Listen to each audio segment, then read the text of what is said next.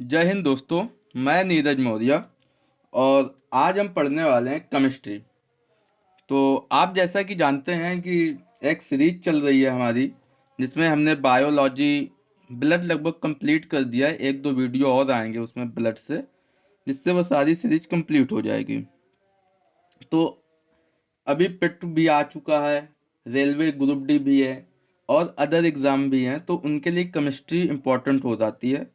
Important सारे subject होते हैं। मैं स्पेशली जीएस अपने चैनल पे कवर कर रहा हूँ। तो धीरे धीरे हम काम कर रहे हैं डे बाय डे, क्योंकि लोड ज़्यादा होता है काम के लिए, मेरे और भी अदर काम है। ठीक है। तो आज हम केमिस्ट्री स्टार्ट कर रहे हैं। केमिस्ट्री के भी ऐसे पार्ट वाइज आते रहेंगे वीडियो, जैसे बायोलॉजी के हुए हैं। स्टार्ट करते हैं केमिस्ट्री।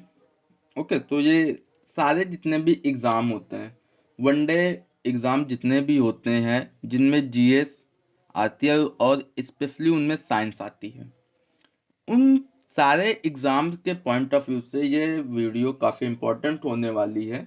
मैटर नहीं करता आप कौन सा एग्ज़ाम देने जा रहे हैं, क्योंकि आप खुद कंटेंट देखिए और आपको लगेगा कि शायद काफ़ी कुछ है इसमें। ओके। तो बाकी जीएस इतना वास्ट एरिया है, क्योंकि आप कितनी भी तैयारी कर लें वो कभी फुलफिल नहीं होने वाला। लेकिन फिर भी हम पूरी कोशिश करेंगे आपको वो सारा मटेरियल देने की जो आपके लिए सफिशियंट होगा किसी भी वनडे एग्ज़ाम के पॉइंट ऑफ व्यू से। ओके, तो स्टार्ट करते हैं केमिस्ट्री। सबसे पहले केमिस्ट्री कहाँ से आया, केमिस्ट्री बना कहाँ से? तो एक ग्रीक वर्ड है। ग्रीक वर्ड है, आपको पता है कि जितने भी वर्ड होते हैं जनरली ग्रीक ही होते हैं इनके सेंस वाले। कीमिया, क्या है? कीमिया। कीमिया मतलब होता है काली मिट्टी। क्या होगा सर? काली मिट्टी। तो ये ग्रीक वर्ड है कीमिया, कीमिया से बना है काली मिट्टी। काली मिट्टी मीन्स केमिकल। ओके, तो ये केमिस्ट्री कीमिया वर्ड से बना, वैसे ये पूछा नहीं जाता, परेशान मत होइए। हाँ, जो इसका इम्पोर्टेंट है वो देखिए। इसके फादर, केमिस्ट्री के फादर कौन है? फादर ऑफ केमिस्ट्री किसे कहते हैं? केमिस्ट्री के जनक कौन कहलाते हैं? तो ये इम्पोर्टेंट हो जाता है। नाम है एंटोनी लेवेशियर। क्या नाम है? एंटोनी लेवेशियर। ओके, तो ये केमिस्ट्री के फादर हैं, जिन्हें रसायन विज्ञान के जनक कहा जाता है। नाम है एंटोनी लेवेशियर। इनको फादर ऑफ मॉडर्न केमिस्ट्री भी कहते हैं। तो कभी कंफ्यूज मत होना, कुछ भी दे सकता है, फादर ऑफ केमिस्ट्री भी दे सकता है या फादर ऑफ मॉडर्न केमिस्ट्री भी दे सकता है। तो बिल्कुल कंफ्यूज मत होना। इन्हें और क्या कहते हैं? Father of modern chemistry. Okay, तो ये एक पॉइंट हुआ। फादर ऑफ केमिस्ट्री और father of modern chemistry Antonio Lavoisier. अब इन्हें फादर ऑफ केमिस्ट्री क्यों कहते हैं, इनके पीछे क्या लॉजिक है, तो वो भी समझते हैं इनका क्या योगदान था केमिस्ट्री पे, जो इन्हें फादर कहा जाने लगा। क्योंकि अमूमन देखा गया है कि अगर किसी ने उस फील्ड पे फर्स्ट टाइम काफ़ी अच्छा वर्क किया तो उसे फादर ही कहते हैं, उसको रिस्पेक्ट देने के लिए, सम्मान देने के लिए। तो इनका कौन कौन से नाम है देख लेते हैं। एक आपने एलिमेंट सुना होगा, हाइड्रोजन। क्या सुना है? हाइड्रोजन। ये हाइड्रोजन है।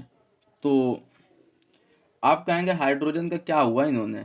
हाइड्रोजन की जो खोज हुई थी ना, खोज और नामकरण एंटोनी लेवेसियर ने किया था। ठीक है, खोज एवं नामकरण, ये दूसरा पॉइंट हुआ। हाइड्रोजन की खोज किसने की थी या हाइड्रोजन का नामकरण किसने किया? नाम आंसर हो जाएगा एंटोनी लेवेसियर। फिर सेकंड आपने सुना होगा एक element, oxygen. Most important element of the earth. हाँ, ऑक्सीजन। ऑक्सीजन की जो खोज की गई थी, तो खोज तो प्रीस्टले साहब ने की थी, नाम था प्रीस्टले। ठीक है, और इन्होंने 1774 पे की थी। प्रिस्टले साहब ने 1774 में ऑक्सीजन की खोज की थी। तो आप कहेंगे फिर इसमें एंटोनी लेवेशियर का क्या योगदान है? नामकरण जो हुआ था, ठीक है ना, नामकरण वो किया था एंटोनी साहब ने, एंटोनी, ठीक है, एंटोनी लेवेशियर। नामकरण करने का काम ऑक्सीजन का प्रिस्टले ने तो खोज कर दी, लेकिन नामकरण का जो मेन काम था वो किया था एंटोनी लेवेशियर ने। सेकंड चीज इनकी आई, एक थ्योरी होती है जिसे आप कहते हैं कंबस्टन थ्योरी। क्या कहते हैं? Combustion theory. ये क्या होती है कंबस्टन थ्योरी? तो कंबस्टन थ्योरी क्या है? जब ऑक्सीजन के प्रेजेंस में किसी चीज को जलाया जाता है, जलने का सिद्धांत ऑक्सीजन के प्रेजेंस उपस्थिति में, प्रेजेंस में, इसी को हम कहते हैं कंबस्टन थ्योरी। क्या कहेंगे सर? Combustion theory. इसको हिंदी पे जलने का सिद्धांत कहते हैं। वैसे जलने का सिद्धांत नहीं पूछेगा, कंबस्टन थ्योरी पूछता है। क्वेश्चन आएगा कंबस्टन थ्योरी का सिद्धांत, है ना, कंबस्टन थ्योरी गिवन बाय, या कंबस्टन थ्योरी किसके द्वारा दी गई थी? तो आपका आंसर हो जाएगा एंटोनी लेवेशियर। एक इनकी बुक आई थी, काफी अच्छी बुक थी, उसका नाम डिस्कस करेंगे क्योंकि पूछी जा चुकी है और पूछी भी जाती है अक्सर। नाम था the element of chemistry, the element of chemistry. Hindi में नाम करें तो रसायन के तत्व, ठीक है, chemistry, the element of chemistry, रसायन विज्ञान के तत्व, या ऐसे कह सकते हैं। ये थी एंटोनी लेवेशियर और केमिस्ट्री की हिस्ट्री, ठीक है। तो उसके बाद अब आगे देखते हैं, अब हमें क्या पढ़ना है। अब हमें पढ़ना है केमिकल कंपाउंड। एसिड देखते हैं।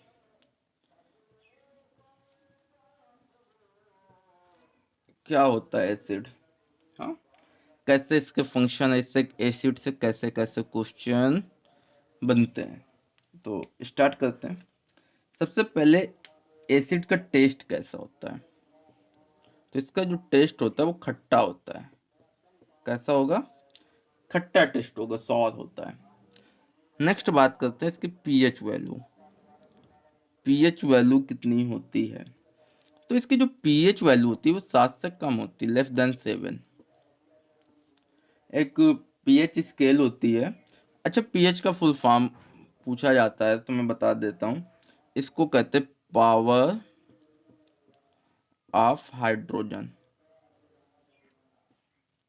पावर ऑफ हाइड्रोजन, या पावर ऑफ हाइड्रोजन, या power of, sorry, potenza of hydrogen बोलते हैं। पावर ऑफ हाइड्रोजन और प्रोटेंजा, प्रोटेंजा ऑफ हाइड्रोजन, ठीक है। ये पीएच के दो नेम होते हैं और पीएच स्केल एक होती है। तो पीएच स्केल की खोज किसने की थी? पीएच स्केल, इसकी जो खोज की थी वो सोरेनसन थे, एक पर्सन थे सोरेनसन। उन्होंने खोज की थी पीएच स्केल की। क्या नाम था? सोरेनसन। और ये खोज कब की थी? तो ये 1909 में की थी। ये एनसीईआरटी बेस्ड है, 1909। लेकिन जो रेलवे में एक बार ये क्वेश्चन आया था तो रेलवे ने इसे 1913 सही किया है, 1913। तो आप ये ईयर याद रखना। ऐसे दोनों एक साथ नहीं आते हैं, आएगा एक ही, या तो 1909 आएगा या तो 1913 आएगा। जैसे पीएच स्केल, पीएच स्केल की खोज सोरेनसन ने की 1909 या 1913 में। पीएच का full form power of hydrogen या पोटेंजा ऑफ हाइड्रोजन होता है। उसके बाद नेक्स्ट एसिड की क्या क्वालिटी है? तो जो एसिड होता है ना, ये जब वाटर में मिलता है तो वाटर में क्या मिलकर देता है? हाइड्रोजन पॉजिटिव, H पॉजिटिव या H3O पॉजिटिव, ठीक है, देता है। ये होता है हाइड्रोजन, सॉरी, एसिड। एसिड, कोई भी एसिड अगर इसको वाटर के साथ आप रिएक्शन कराते हो ना, पानी में, अगर इसको पानी में आप रिएक्शन कराते हो किसी भी एसिड की, तो या तो हाइड्रोजन रिलीज कर देगा या H3O पॉजिटिव आयन होते हैं, इन्हें रिलीज कर देता है। इससे हम पहचानते हैं एसिड। दूसरी चीज एक और है, वह लिटमस पेपर। लिटमस पेपर, ये लिटमस पेपर को नीले से लाल कर देता है, ठीक है, नीले से लाल। जो लिटमस पेपर नीला होता है ना, उसे लाल कर देता है। अब आप याद कैसे रखोगे, तो आप ऐसे याद कीजिए, क्योंकि एसिड जो है काफी डेंजरस होता है, ठीक है, बहुत एग्रेसिव नेचर होता है एसिड का। तो जो ऐसे डेंजरस नेचर होता है, खतरे होते हैं, उन्हें लाल से बताते हैं, ठीक है। तो लिटमस पेपर को एसिड लाल कर देगा। अब लाल करेगा तो सिंपल नीले से ही करेगा, क्योंकि जो लिटमस पेपर होता है जनरली दो ही कलर का होता है, नीला और लाल। अब जब एसिड नीले से लाल कर देगा, मीन्स फाइनल कलर लाल देगा, तो सिंपल सी बात है कि जो बेस होगा, क्षार होगा, वो फाइनल कलर यहाँ पे नीला शो करेगा। नेक्स्ट देखते हैं, ये था लिटमस पेपर की बात और उसकी बात, एसिड हो गया। अब कुछ चीजें क्षार पे देख लेते हैं, बेस पे क्या होती बेस की क्वालिटी। तो चलिए, बेस, बेस का जो टेस्ट होता है ना, वो बिटर होता है। बिटर मतलब कड़वा, कड़वा टेस्ट होता है, ओके। बेस कैसा होगा, कड़वा होगा। इसका पीएच जो होगा, पीएच 7 से ज्यादा होता है, 7 से अधिक, 7 से 14 के बीच में होता है, ठीक है, 7 से ज्यादा होगा पीएच वैल्यू। उसके बाद ये जब पानी में मिलता है ना, तो ओ निगेटिव आयन देता है, पानी में ओ एच निगेटिव आयन देता है। कहने का सिंपल सेंस ये है कि जितने भी बेस होते हैं, जब इनको आप वाटर से इनकी रिएक्शन कराते हो, तो ये O H negative ion release कर देता है। ये थे बेस। और उसके बाद एक फैक्ट है, वो आप याद रखिए, कि जो अम्ल और क्षार होते हैं ना, विद्युत के सुचालक होते हैं। क्या होते हैं? अम्ल और क्षार विद्युत के सुचालक, सुचालक, कंडक्टर, ठीक है, गुड कंडक्टर ऑफ इलेक्ट्रिसिटी। अम्ल और विद्युत, सॉरी, अम्ल, अम्ल और क्षार, मैं यहां पे लिखता हूं, अम्ल और क्षार विद्युत के सुचालक होते हैं। अब आप देखोगे कि डायरेक्टली ये जो होते हैं वो सुचालक नहीं होते, अच्छे कंडक्टर नहीं होते डायरेक्टली, लेकिन इनमें एक प्रोसेस होता है जिससे हम बोलते हैं इलेक्ट्रोलाइट, ठीक है, या विद्युत अपघटनी। क्या बोलते हो? विद्युत अपघटनी, विद्युत अपघटनी। ये क्या होता है? जब इलेक्ट्रिसिटी इनमें फ्लो कराई जाती है ना, एसिड पे या बेस पे, तो इनके जो आयन होते हैं वो टूट जाते हैं, और आयन टूटने को ही विद्युत अपघटनी कहते हैं। अपघटन मतलब टूटना, विद्युत से विद्युत के द्वारा। इस वजह से इस प्रोसेस को हम कहते हैं विद्युत अपघटनी। और वो टूटने के बाद वहां पे इलेक्ट्रोलाइट रिलीज करते हैं। क्या रिलीज करेंगे सर? इलेक्ट्रोलाइट। ये जो इलेक्ट्रोलाइट होते हैं, यही तो विद्युत का प्रवाह बनाते हैं। विद्युत क्या होते हैं? विद्युत जनरली जो इलेक्ट्रिसिटी का प्रवाह होता है, वो इलेक्ट्रॉनों की गति है, तो इलेक्ट्रॉन रिलीज कर देता है इलेक्ट्रोलाइट के फॉर्म में। यहाँ से क्वेश्चन पूछा जा चुका है कि अम्ल और क्षार विद्युत के क्या है, सुचालक हैं, कुचालक हैं, कैसे हैं। और ये भी पूछा जा चुका है कि ये किस प्रोसेस के थ्रू जो है ये विद्युत के सुचालक हो जाते हैं। तो आपका आंसर हो जाएगा विद्युत अपघटनी। आप इसका जीता जागता एग्जाम्पल देखिए। आप जो घर पे बैटरी होती है, इन्वर्टर बैटरीज, आप उसमें एक एसिड डालते हैं जिसका नाम होता है H2SO4, सल्फ्यूरिक एसिड। हाँ, अब सल्फ्यूरिक एसिड डायरेक्टली जब होता है तो वो कोई बहुत अच्छा जो है कंडक्टर नहीं होता, लेकिन जैसे ही वो बैटरी पे जाता है, वहाँ पे जो है पहले से ही एक वाटर होता है जिसे डिस्टिल वाटर कहते हैं। अब उनमें इलेक्ट्रोलाइट्स ब्रेक होते हैं, विद्युत अपघटन होता है और उसके बाद वो गुड कंडक्टर बन जाता है। ये अच्छा एग्जाम्पल है।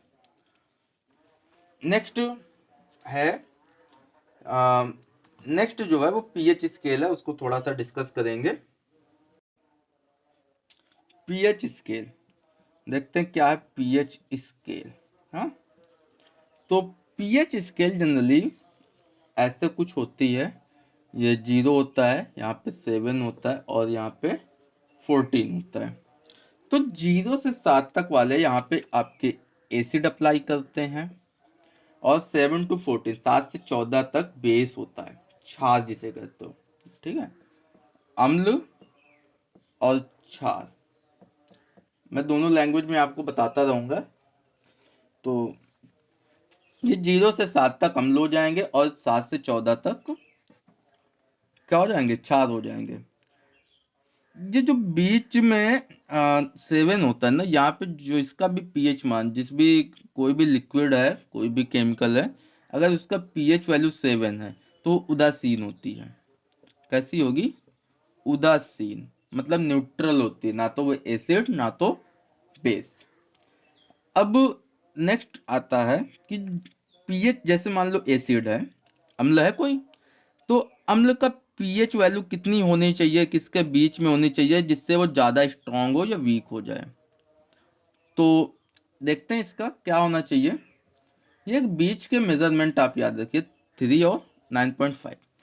ये जो 0 से 3 होते हैं ना, इस रेंज पे जितने भी एसिड होते हैं ये सारे स्ट्रॉन्ग एसिड होते हैं। कैसे होते हैं, स्ट्रॉन्ग, मतलब काफ़ी खतरनाक एसिड होते हैं और स्ट्रॉन्ग एसिड होते हैं। और जो 3 से 7 यहाँ पर जो अप्लाई करते हैं ये वीक एसिड होते हैं। वीक मतलब कमजोर एसिड होते हैं, ज़्यादा उतना हाई पावर नहीं होती उनकी। अब स्ट्रॉन्ग एसिड पे आते कौन कौन से हैं, स्ट्रॉन्ग एसिड क्या होते हैं वो चीज़ें देखते हैं। जो स्ट्रॉन्ग एसिड होता है ना, आपको पता है कि जब एसिड को हम वाटर के साथ, उसकी पानी के साथ क्रिया कराते हैं तो H3 या HNO3, ठीक है, H3 positive, sorry H positive या HNO3 पॉजिटिव रिलीज करता है। तो जो स्ट्रॉन्ग होते हैं ये हाई अमाउंट में, क्योंकि ये अच्छे एसिड हैं, स्ट्रॉन्ग एसिड हैं, तो ये हाई अमाउंट में H पॉजिटिव या H3O पॉजिटिव रिलीज करते हैं, पहली बात। दूसरी बात, ये अगर बॉडी पे पड़ जाए तो बहुत गजब फिर कट करते हैं, अपना रिएक्शन बहुत हाईली शो करते हैं। ये थे स्ट्रॉन्ग एसिड। इनके एग्जाम्पल की बात करें तो HCl, हाइड्रोक्लोरिक एसिड, सारे को इससे परिचित हैं। H2SO4 सल्फ्यूरिक एसिड होता है। HNO3, ठीक है, HNO3, सॉरी यहाँ पे H3O पॉजिटिव होता है, मैंने यहाँ पे थोड़ा सा रॉन्ग किया है, H3O पॉजिटिव होगा। ठीक है, जो स्ट्रॉन्ग एसिड होते हैं वो हाइड्रोजन पॉजिटिव या H3O पॉजिटिव ज़्यादा रिलीज करते हैं। इसके एग्जांपल हो गए HCl, H2SO4 और HNO3। वीक एसिड पे कौन कौन से आते हैं, तो जो वीक एसिड होते हैं वो H3 या H3O पॉजिटिव हाई अमाउंट पे रिलीज नहीं करते हैं, और इनका एग्जांपल काफ़ी अच्छे हैं, जैसे ऑक्सैलिक एसिड, ऑक्सैलिक, ठीक है, इसको ऑक्सैलिक भी बोलते हैं, ऑक्सैलिक अम्ल। दूसरा एग्जांपल है टार्टरिक, ये जो इमली में होता है, टार्टरिक अम्ल या टार्टरिक एसिड, ये वीक एसिड होते हैं। हम जैसे खाते रहते हैं, HCl खा के दिखाओ तो पता चले आपको क्या होता है अम्ल, ठीक है, लेकिन ऐसा कुछ नहीं है। जो वीक एसिड होते हैं, जैसे टार्टरिक इमली हम खाते रहते हैं, हमें कोई कभी प्रॉब्लम नहीं होती। ऑक्सैलिक अम्ल खाते ही रहते हैं। लैक्टिक एसिड दही में होता है, वो भी खाते ही रहते हैं। तो वहाँ पे हमें कोई इम्पैक्ट नहीं पड़ता जनरली, क्योंकि ये वीक होते हैं, इनकी जो रिएक्शन होती है उतनी स्ट्रांग नहीं होती है। नेक्स्ट बात करते हैं बेस पे, क्या होता है बेस का मामला। तो बेस में जो 7.1 से 9.5 तक अप्लाई करते हैं ना, ये वीक होते हैं। क्या होते हैं, वीक बेस होते हैं, कमज़ोर होते हैं। और जो 9.5 से 14 के बीच में होते हैं, ये स्ट्रांग होते हैं, मतलब ये यहाँ पे मजबूत होते हैं, स्ट्रांग होते हैं। अब इसके एग्जाम्पल देखिए, जो स्ट्रांग बेस है ना, इसके एग्जाम्पल देख लीजिए। एग्जाम्पल होता है KOH potassium hydroxide, NaOH sodium hydroxide, MgOH का होल ट्वाइस मैग्नीशियम हाइड्रोक्साइड। ये होते हैं स्ट्रॉन्ग बेस। स्ट्रॉन्ग बेस जो होंगे वो OH ज़्यादा रिलीज करेंगे, OH नेगेटिव रिलीज करते हैं, और जो वीक बेस होंगे वो OH रिलेटिव ज़्यादा रिलीज नहीं करेंगे, लेस अमाउंट में करते हैं। एक इसको इक्वेशन फॉर्म में अगर हम राइट करना चाहें तो देखिए, एसिड प्लस वाटर, वाटर को H2O कहते हैं, तो H3 या H3O पॉजिटिव, सॉरी बार बार ये क्या होता है मुझसे, H पॉजिटिव, H पॉजिटिव या H3O पॉजिटिव रिलीज करता है। दूसरा, अगर हम इसी बेस को वाटर के साथ रिएक्शन कराते हैं तो OH निगेटिव रिलीज करता है। अब ये H पॉजिटिव क्या होता है, H3O पॉजिटिव, OH निगेटिव क्या है, ये आयन होते हैं। आगे की क्लास में हम डिस्कस करेंगे। वैसे आयन नहीं पूछता कॉम्पिटिटिव एग्जाम में, तो बिल्कुल नहीं पूछता, ना के बराबर। वनडे पे नहीं पूछता, बाकी आप किसी हाई लेवल के एग्जाम पे जाओगे या कोई एकेडमिक एग्जाम हुआ तो वहाँ पे भी पूछेगा, ये 100% है श्योर।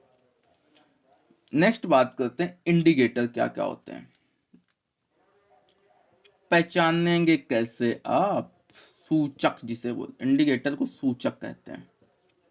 तो कौन कौन से सूचक होते हैं जो अम्ल और क्षार का पता लगाने के काम में आते हैं, तो दो तरह के सूचक यहाँ पे काम में लिए जाते हैं। एक होता है प्राकृतिक, जिसको आप नेचुरल कहते हो, दूसरा होता है कृत्रिम, जो आर्टिफिशियली होता है। तो पहले कृत्रिम की बात करते हैं, कृत्रिम कौन कौन से होते हैं।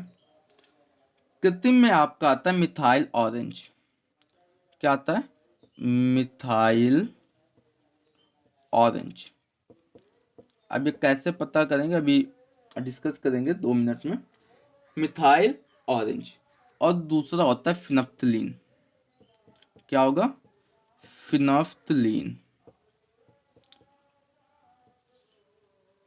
ये जो है थोड़ा सा रॉन्ग हुआ है, यहाँ पे हम इसको कृत्रिम कर देते हैं, ठीक है। ये कृत्रिम होते हैं, आर्टिफिशियल होता है मिथाइल ऑरेंज और फिनफ्थलीन, और ये प्राकृतिक होते हैं। प्राकृतिक हम यहाँ पे डिस्कस कर रहे हैं कौन कौन से प्राकृतिक होते हैं। तो प्राकृतिक में आपका आ जाएगा लिटमस पेपर, लिटमस पेपर और हल्दी। अब आप कहेंगे हल्दी कैसे, तो बताते हैं, यहाँ तक क्लियर। इंडिकेटर जो होते हैं, इंडिकेटर दो टाइप के होते हैं सूचक, कृत्रिम होता है एक, नेचुरली, और दूसरा आर्टिफिशियली कृत्रिम। कृत्रिम में दो आते हैं, मिथाइल ऑरेंज आता है और एक फिनफ्थलीन आता है। प्राकृतिक में भी दो ही आते हैं, लिटमस पेपर और हल्दी। अब मिथाइल ऑरेंज क्या होता है देखते हैं। मिथाइल ऑरेंज जो होता है, नाम से पता चल रहा है ऑरेंज है, तो इसका जो कलर होता है वो कैसा होता है, ऑरेंज होता है, नेचुरल कलर ऑरेंज होता है। और ये जब देखो, मैं यहाँ पे लिख देता हूँ शॉर्ट पे, एसिड और बेस। एसिड को ये रेड होता है, ठीक है, एसिड पे कैसा हो जाता है, रेड, लाल हो जाता है, और जब बेस पे करते हैं तो येलो ही रहता है। कैसा रहेगा, येलो रहेगा। मिथाइल ऑरेंज जब एसिड के साथ रिएक्शन करता है, अम्ल के साथ रिएक्शन करता है, तो लाल रंग देता है। लेकिन जब वही मिथाइल ऑरेंज किसी क्षार के साथ रिएक्शन करता है, क्रिया करता है, तब वहां पे येलो कलर, पीला रंग छोड़ता है। यहाँ तक क्लियर। नेक्स्ट बात करते हैं फिनफ्थलीन, कैसे फिनफ्थलीन का काम होता है। तो फिनफ्थलीन जो होता है ये रंगहीन होता है, नेचुरली कैसा होता है, रंगहीन होता है, इसका कोई कलर नहीं होता, रंगहीन। लेकिन यह जब अम्ल के साथ रिएक्शन करता है, एसिड अम्ल, तो नो कलर, नो चेंज, कोई भी चेंज नहीं करता है।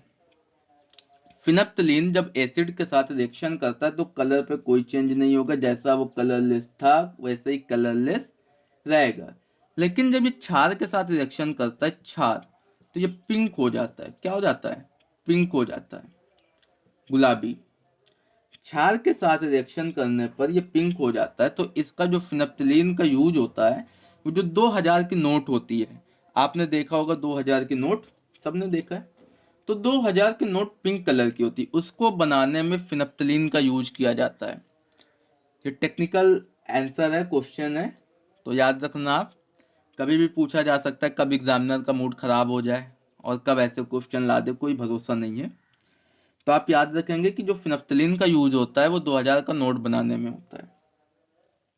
ये बात थी, हमने कृत्रिम देख लिया। मिथाइल ऑरेंज अम्ल के साथ रिएक्शन करके लाल हो जाएगा, जब वो बेस के साथ, क्षार के साथ रिएक्शन करेगा तो पीला हो जाएगा। फिनप्थलीन रंगहीन होता है, कलरलेस होता है, अम्ल के साथ कोई चेंज नहीं शो करेगा, लेकिन क्षार के साथ वो पिंक हो जाता है। बात करते हैं लिटमस पेपर की। तो लिटमस पेपर मैंने ऊपर डिस्कस किया है कि लिटमस पेपर जब एसिड पड़ता है तो नीले से लाल हो जाता है, और जब बेस पड़ता है तो वो लाल से नीला हो जाता है। लिटमस पेपर में काफ़ी चीज़ें और भी हैं, वो डिस्कस करूंगा। अब कहेंगे आप हल्दी कैसा होता है, तो हल्दी देखते हैं कैसा होता है।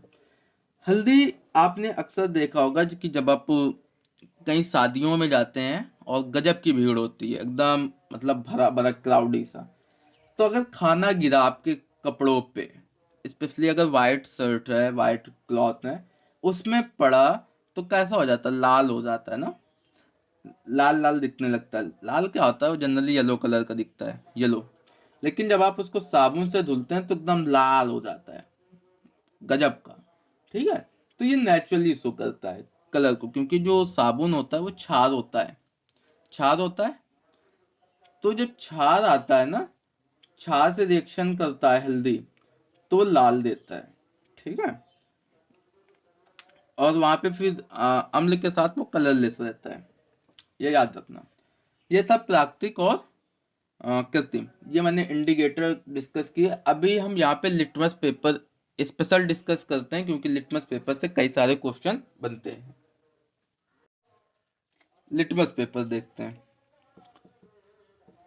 लिटमस पेपर, ये यहाँ से बहुत सारे क्वेश्चन बनते हैं, तो मैं इसको स्पेशली डिस्कस करना चाहूंगा क्योंकि यहाँ से क्वेश्चन बनते हैं। तो लिटमस पेपर का सबसे पहले इसका प्राकृतिक रंग पूछता है, इसका रंग कैसा होता है, नेचुरली कैसा होता है लिटमस पेपर? तो होता है पर्पल, पर्पल होता है, बैगनी। ओके, कैसा कलर होगा नेचुरली इसका? पर्पल होता है या बैगनी होता है, पूछा जा चुका है एग्जाम में। उसके बाद लिटमस पेपर मिलता किधर से है? ओके, तो लिटमस पेपर जो है प्राप्त होता है, इसका जो प्राप्त कहाँ से होता है? लाइकेन से। इसे इंग्लिश में लीचेन बोलते हैं। ठीक है, लाइकेन से। अब ये लाइकेन क्या होता है? लाइकेन से निर्माण होता है लिटमस पेपर का। एक क्वेश्चन पूछा जा चुका है, पूछा गया था कि पर्यावरण सूचक किसे कहते हैं, निम्न में से किसे पर्यावरण सूचक के रूप में जाना जाता है? तो आपका आंसर हो जाएगा लाइकेन। ये पर्यावरण सूचक होता है। पर्यावरण सूचक कौन होता है? लाइकेन। अब आगे बात करते हैं, लाइकेन कैसा पौधा है, लाइकेन कैसा जीव है। ठीक है, तो ये थैलोफाइटा है। कैसा है? थैलोफाइटा,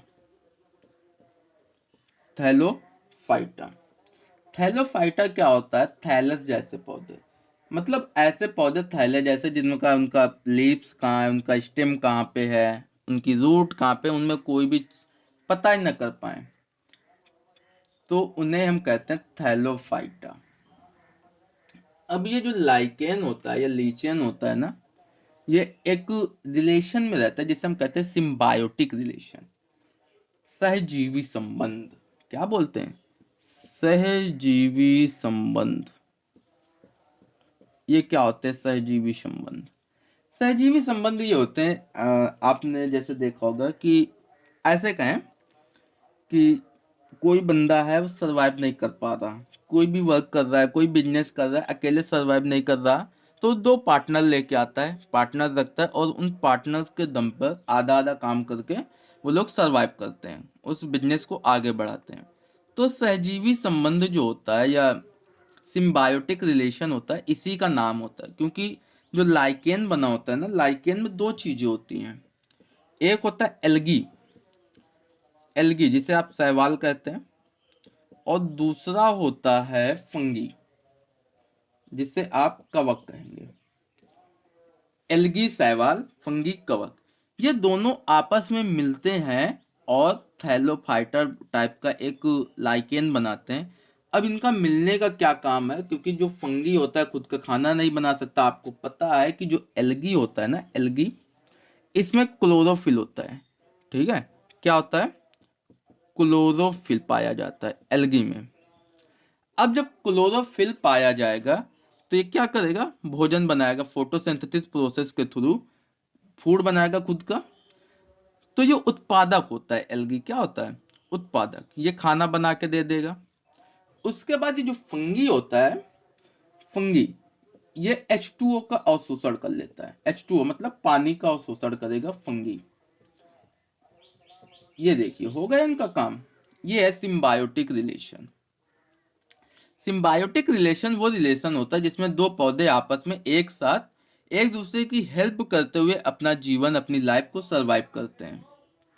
ये है सिम्बायोटिक रिलेशन। फंगी जो कवक था वो वाटर को एब्जॉर्ब किया, क्योंकि फोटोसिंथेसिस के लिए वाटर चाहिए, और एल्गी के पास क्लोरोफिल मिल गया।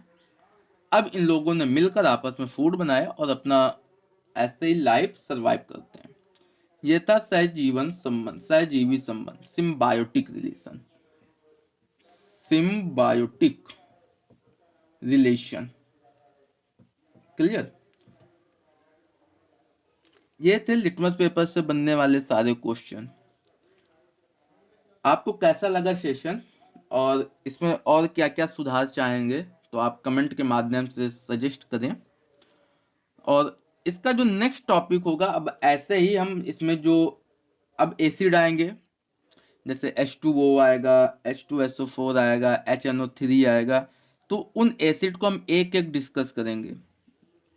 सारे एसिड को, उनसे जितने भी क्वेश्चन बनेंगे ना, एक ही जगह पे डिस्कस करेंगे। Don't worry. अगर आपको वीडियो अच्छा लगता है तो वीडियो को लाइक कीजिए, चैनल को सब्सक्राइब करना मत भूलना, क्योंकि थोड़ा मोटिवेशन मिलता है काम करने का, और जितना ज़्यादा मोटिवेट होंगे काम उतना ही अच्छा होगा और फास्टली होगा, आपको भी पता है। तो चलिए, दोस्तों के साथ शेयर कीजिए, एंजॉय कीजिए और लगे रहिए आप। Thank you.